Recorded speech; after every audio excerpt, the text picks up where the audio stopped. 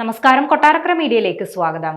അഹമ്മദാബാദിൽ വിമാനാപകടമുണ്ടായതിന് പിന്നാലെ എയർ ഇന്ത്യ വിമാന ടിക്കറ്റ് ബുക്കിംഗിൽ 20% കുറവ്. ടിക്കറ്റ് നിരക്ക് 8 മുതൽ 15% വരെ കുറഞ്ഞതായും tour operators association president Ravi Goyson പറഞ്ഞു.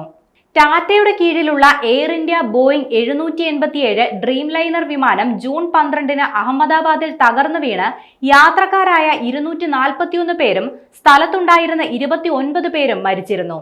അതിനുശേഷം വിദേശ ടിക്കറ്റ് ബുക്കിംഗിൽ 18 മുതൽ 22% വരെയും ആഭ്യന്തര യാത്രകളിൽ 10 മുതൽ 12% വരെയും ഇടിവുണ്ടായി. അന്താരാഷ്ട്ര യാത്രാ ടിക്കറ്റുകളുടെ നിരക്കിൽ 10 മുതൽ 15% വരെ കുറവുണ്ടായെന്നും കണക്കുകൾ വ്യക്തമാക്കുന്നുണ്ട്. അതേസമയം സാങ്കേതിക കാരണങ്ങൾ ഉൾപ്പെടെയുള്ള പ്രശ്നങ്ങളെ തുടർന്ന് 9 എയർ ഇന്ത്യ വിമാനങ്ങൾ റദ്ദാക്കി.